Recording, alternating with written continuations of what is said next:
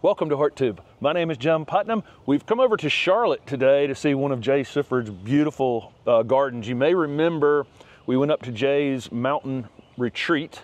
What was that, about a year ago now? About a year ago now, and saw his beautiful garden, which you're seeing some of now as we're watching this. But Jay, what do you do actually for a living? What's your... This is what I do. I'm a landscape designer. It's a passion, and fortunately I make money doing my passion, which is awesome. Yes, and this is in Charlotte. Charlotte. When did you start this company? We started actually back in 2008. 2008, okay, all right. And this is one of your favorite projects. Jay, you hit me with an email and said, I got one of my favorite projects and it's going to be shot for a magazine. Yeah, this is one of my favorites. We've been working on it off and on for 10 years, and it's really great to have a homeowner client who is passionate about gardening and who just is open to our ideas. So we do a lot of cool things here. Nice. And so, okay, this house sits way up off the road. It does. Okay, and a lot of people probably have this. So talk through what your thoughts were on, you know, because the front of the house, you can see it, but it's partly screened here. Right, and so one of my prerogatives is to kind of make a house feel at home in the landscape, and there are several ways to do that. Here, because the homeowners really wanted a certain degree of separation and privacy from the street, we used the opportunity to take this beautiful slope and to make it into something really special. Right. And I think when I see a slope like this, I really think about a canvas on an artist's easel, and it gives you the perfect opportunity to create what I call a tapestry. Yeah. And so we've done that. The homeowner really, really loves conifers. He would love your shirt. And Japanese maples, they're from Los Angeles. And so they moved here, and he was very excited about being able to use an entirely different type of plant material, different palette of plants. And so that's what we did. We have a lot of specimen plants here because he really loves the weird and unusual. You know, I think I said before, I love trees that take arthritis to an art form. And so we have a lot of that really cool, funky stuff here. Right. But we also have a lot of plain plants you could buy anywhere. And I think when you have a lot of specimen plants, it's important to have some ordinary plants, because if everything is just bizarre, people don't necessarily feel comfortable. But if they can identify with a heuchera or a loropetalum, it kind of makes them calm down in the space. So here we have a lot of specimens, and they're kind of woven together with masses of heucheras. It's obsidian heuchera there, and the firewitch dianthus, which I love. It just pulls the color down off the blue atlas cedars, and it's just sort of a woven tapestry through here to give them privacy, and again, allow people who are walking by to really experience the garden in a different way. Right, and I think a lot of people would take the slope right here and think they had to maintain it as grass or liriope or something really, really simple, but you've actually, we struggle to grow heuchera on flat ground, so you've taken a spot that was kind of difficult. I mean, a plant that likes to grow on a slope and put it on a slope. The dianthus for us kind of fades out in time in the clay soils in our area. So it's a perfect, the plum yews are super, super drought tolerant. Loropetalum drought tolerant. So there's, you know, you've taken drought tolerant things and created a, you know, like you said, a tapestry here along the front, and then the individual pieces that stand out as well. There's a lot of color and a lot of texture. So I'm sure somebody's going to ask what this is, for sure. So this is a Coosa dogwood called Samaritan. It's got a really nice variegated leaf. I like it a little better than the one you normally see because the leaves are a little bit flatter. But Cornus florida, the native dogwood in our area, doesn't do so well because of blight and different diseases. But the Coosa, number one, it can take more sun, which this area has, and number two, it seems a lot hardier than the natives do. One of my other favorite trees along the street front here is this Ryusin Japanese maple. Yes, it's just green, which a lot of people want a little bit more color, but this thing is huge, and it's just like undulating layers. I pruned it up so you could see underneath, and there was a gnome that somebody stuck under there. Everybody knows how much I love gnomes. It mysteriously disappeared this weekend, but look at this beautiful thing. I mean, this thing is probably, what, 7 feet tall and 10 feet wide. In about 10 years, it's just truly amazing. A lot of color used, and mostly in foliage. You know, this is a part shade, or you know, you got some sunnier spaces, but it's mostly you're dealing with where you don't probably have enough 15-hour days to really go all in on all summer flowers. Right. Right. So you've got a lot of color. I do, and you know, foliage is here for what, 8-9 months of the year, right. at least. And of course, with conifers, 12 months of the year.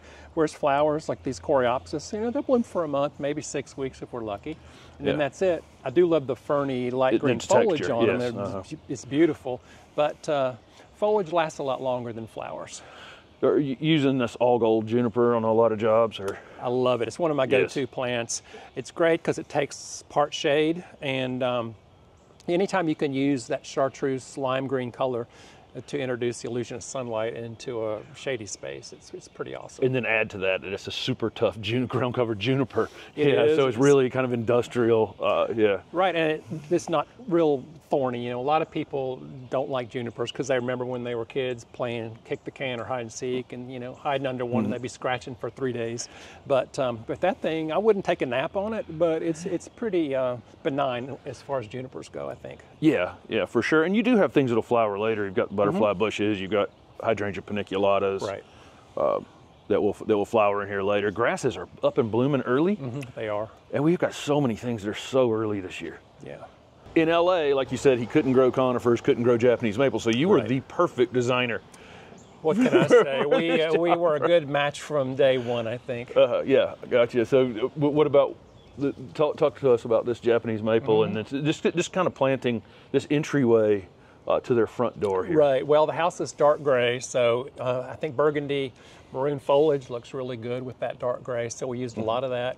We had this Emperor 1 Japanese maple, and then of course the loropetalums and the heucheras, just to kind of bring some drama from the house out into the garden. Right. What are we? What conifer is this? That actually is Norway spruce called Big Wave. I used to be able to find them, and I can't find them anymore. But this is actually 2 of them that we put side by side, or actually back to back, because I wanted them to kind of grow up and frame the window just a little bit. Yep. Again, to pull that element out into the garden. They're doing really well here. I mean, we're in zone 8A? 8A now, yeah. Okay, 8A. Gotcha. But this little bit of shade is helping. Their roots are shaded. Right.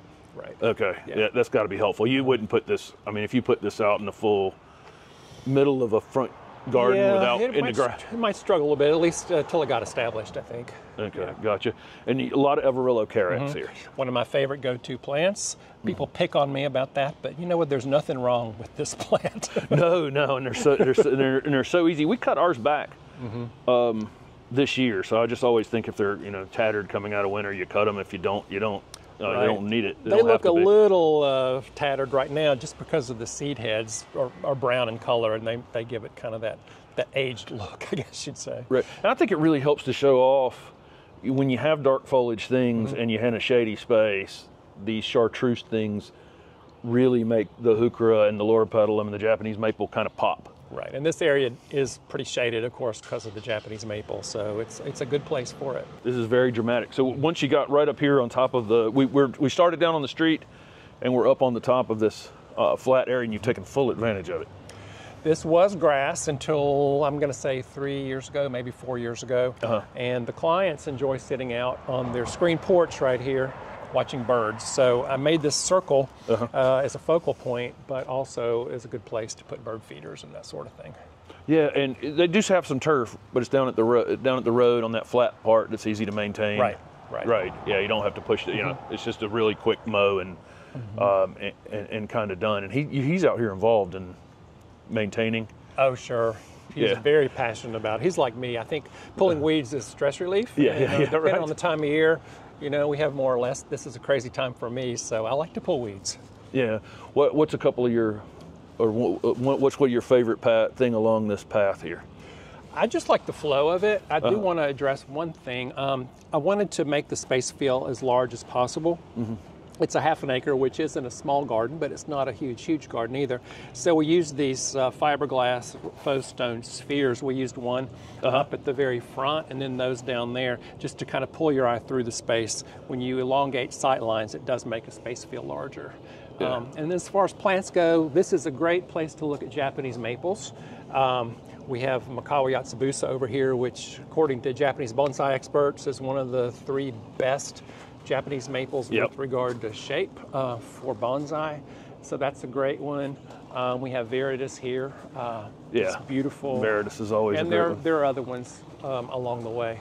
And you're using, okay, so you use the metal edging and a pea gravel that's obviously, you know, one that when you buy it and it's kind of gray, and then when it gets wet, when you it wash shows off it, a it little looks color. really good. And it's great. It's Tennessee river gravel, so it's dark brown, tan, and gray. It goes with everything.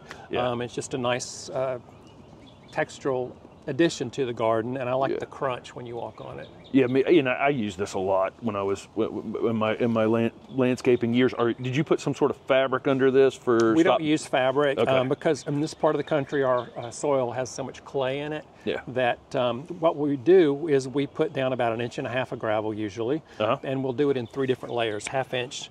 Then we'll get a vibratory plate tamper, tamp that into the clay, and then add more layers on top. So that gives the upper layer something to grab onto. And keeps it from sinking down in there later. Well, I found if you use weed fabric, number one, it does not inhibit weed growth. And number two, it can cause the gravel to slide a little bit sometimes to migrate. And I always, the other thing is anytime I've ever pulled it up, if it's, you know, and I had a lot of fabric regret, I guess we would call it, where you pull it up and you can smell it's anaerobic underneath it. In this clay soil, it just doesn't breathe under there, so it creates a condition where you're getting bad bacteria and bad fungi. Maybe if you had really sandy soil, it'd be different, but we don't use it here. Nice. Okay. If you're following along with the channel this spring, you know we planted this little Frankie boy Thuja orientalis at the house. It's about this tall. This is how tall it'll ultimately get. This is right next to our porch at the house. It's the perfect spot for it because we have a window to the right of it, and then it'll be tucked up in the corner. I think it'll take a while because it's not in a big hurry. I don't think the thing's added very much, but look at the soft texture of that beautiful conifer. Really love that. It's so much different than every other Thuja orientalis you'd ever see, which usually have the kind of plates type growth around the edge. Is this Black Mondo? How long has it been in the ground? 4 years. 4 years? Yeah, that's about the rate of growth of Black Mondo. It is so slow. It's expensive because it just doesn't grow. Yeah. Once it gets started, though, it does all right. But I love it. You know, it's a great material, and you got the verbena behind it and other perennials. So you get an afternoon direct sun on this? Yes. Okay, and it does fine because this area stays moist because he's a good waterer.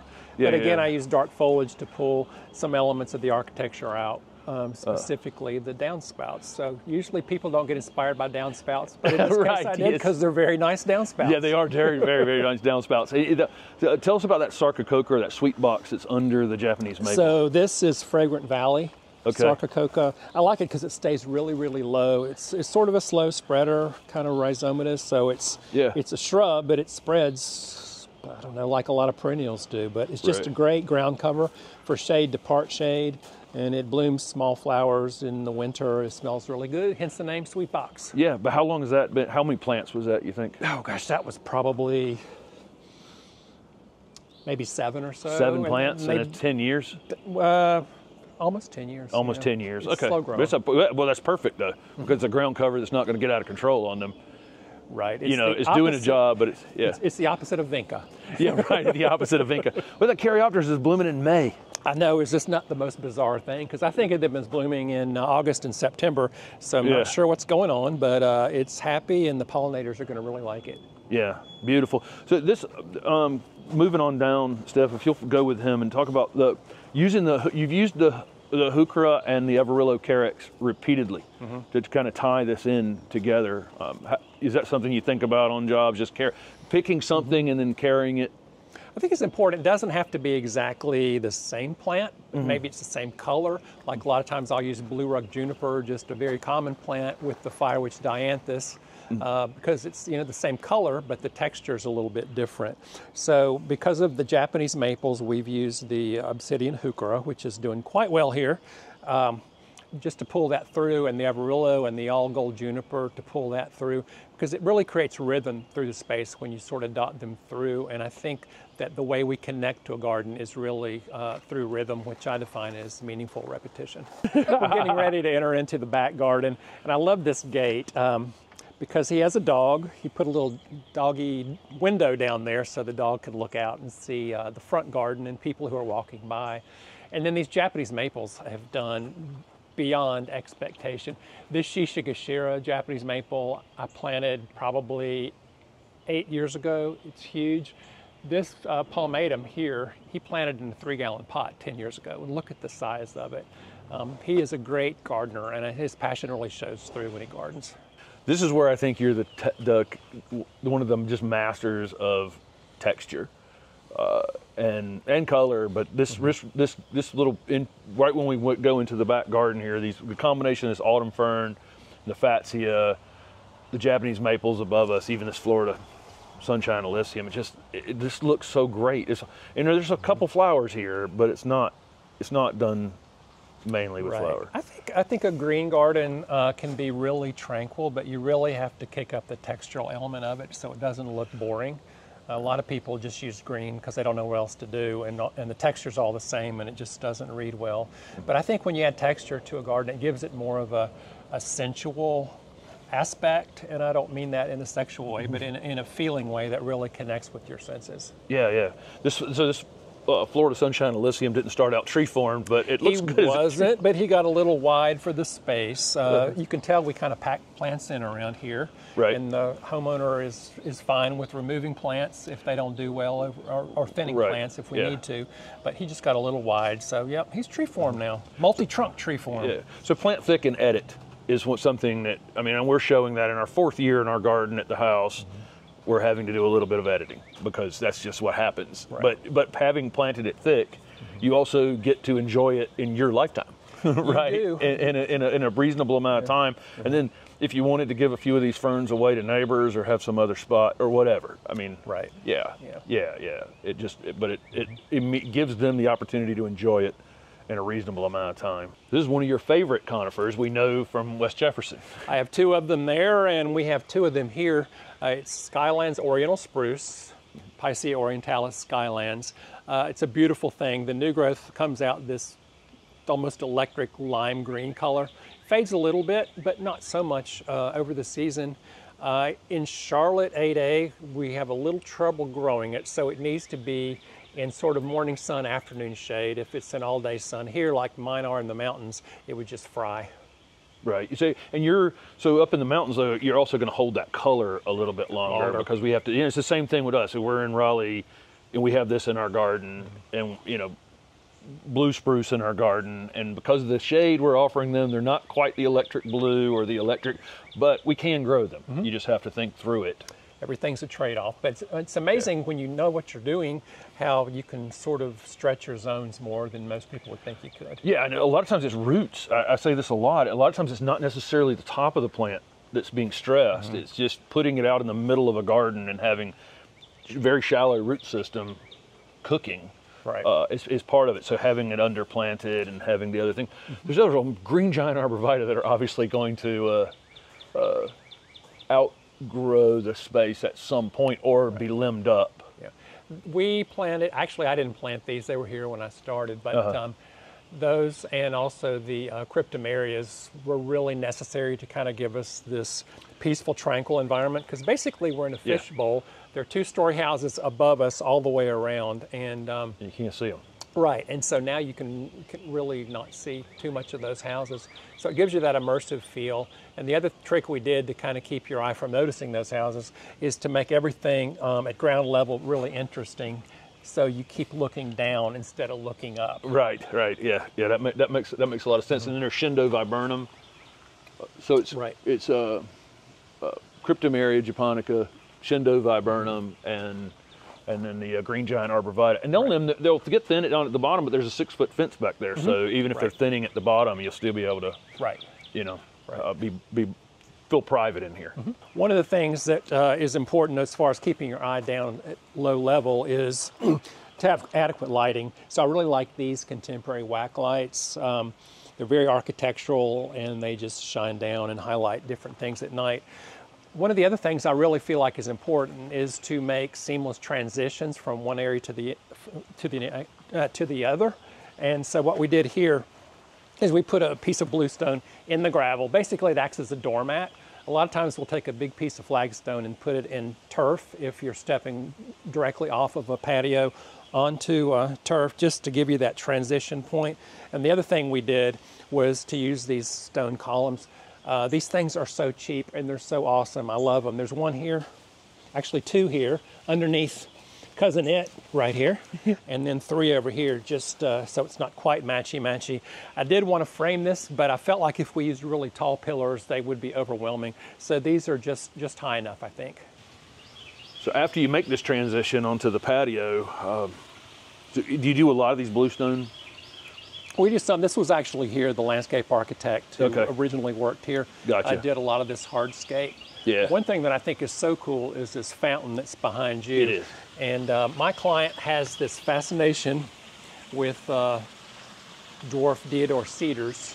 And so this guy, the Feeling Blue deodar, kind of acts as a cloud, and the Buddha's kind of sticking up through the cloud. And I just think that effect is really special. He keeps buying those things, and he's like, "Here's one more. You have to find a place to plant it." So I think we have 4 or 5 around here, which is plenty. Yeah. Beautiful. We didn't even point out the soft caress Mahonia out at the street. It's in the, as Steph was doing the walkthrough there, you better see it. But you've used quite a few of those. That's another one of those texture. Totally a textural plant. Does well in dry shade. Can take some sun, full sun or afternoon sun's not its friend. But I really like the texture of the deodar against the texture of the soft caress. Really pretty thing. I know sometimes, not necessarily jumping color. This is like a lot of blues. You got the blue hosta and the blue Mahonia and then the blue conifer, where you're going all in on, monochrome spaces as well. When you limit your color, you tend to see texture and form a lot more than if you have just pops of color everywhere. Okay, gotcha. Yes, it's beautiful. So this is quite the patio, and it's like a kind of, so they came from Los Angeles, and he's been able to pick up the Japanese maples and the conifers, but he's kept a bit of this is kind of a Los Angeles kind of space where, yeah. And the furniture definitely is California. Well, the furniture, and then they have these spaces because it's not a private city. Everybody takes advantage of their space and kind of, gets themselves closed in a bit. Right. Yeah, and that's kind of the feel of it. This is a really interesting space that caught my eye. Tell us about some of the components of this. These little globose cryptomerias are dragon prints. I really like them. They stay a little bit smaller than the regular Nana, which isn't all that Nana-ish over a 20-year period. Yeah, we've seen them 8 feet tall. Yeah, right. A little crazy. Yeah. And then these kind of coppery brown-colored carexes are really interesting. A lot of people don't like them because they say they look dead, but look how nicely they look. How nice they look with the firewitch dianthus. That kind of coppery, orangey color with the blue-gray looks really, really nice together.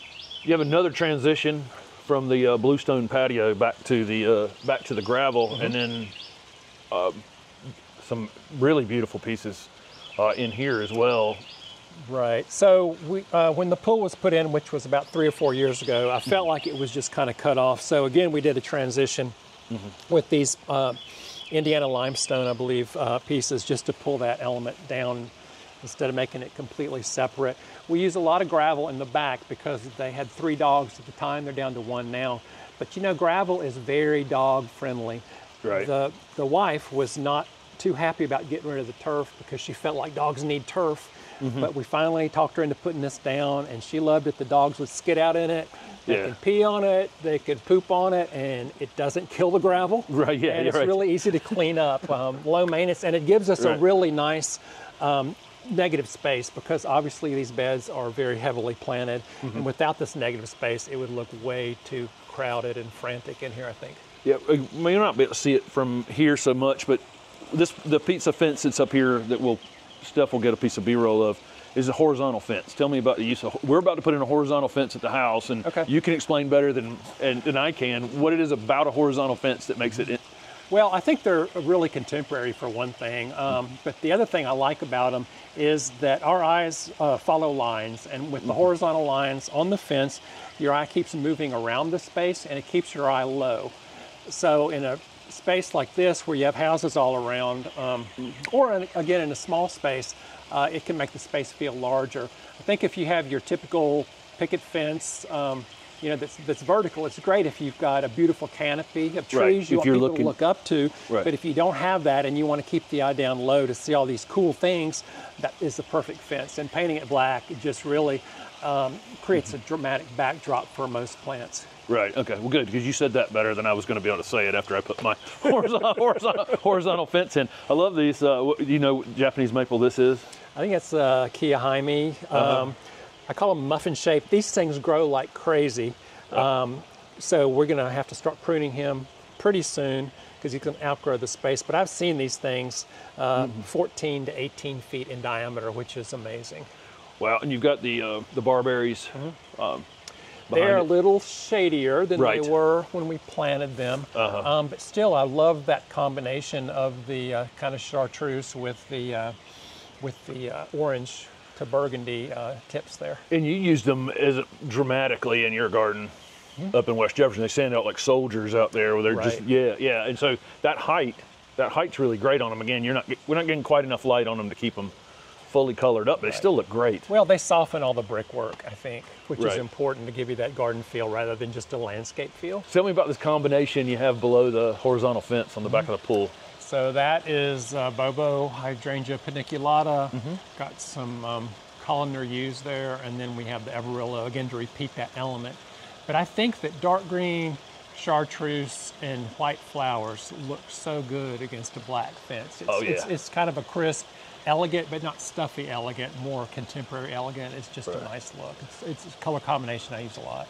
So you said conifer garden, and then the pool went in, Right. but you kept some conifers up on the back wall. The client forced me to buy more conifers, so it's a horrible thing to do, but somebody has to do it. Right. And normally I wouldn't line them up like that, but it's the space that we had, and it does indeed give you a lot of color and texture and different shapes against that fence.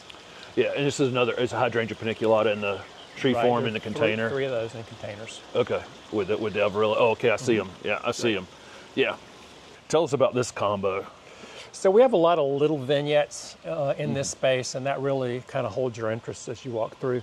But talking about color and texture and form, I think this is great. This is red filigree Japanese maple against this very small specimen of Japanese painted fern. And I just think this combination is beautiful, and it really catches your eye and holds your interest as you walk through the space from the terrace onto the pool. Yeah, it really does. And then just layered back up into the garden. Another skylands, spruce yeah, through another there skylands. again. So you sort of mentally make Right. a connection between the two different spaces back here, and then again with the autumn ferns. Yeah. No, it looks terrific. So thank you so much for calling my attention to this. Is an incredible project. You're welcome. It's again one of my favorites, and thanks for coming. Yeah. Thank you so much.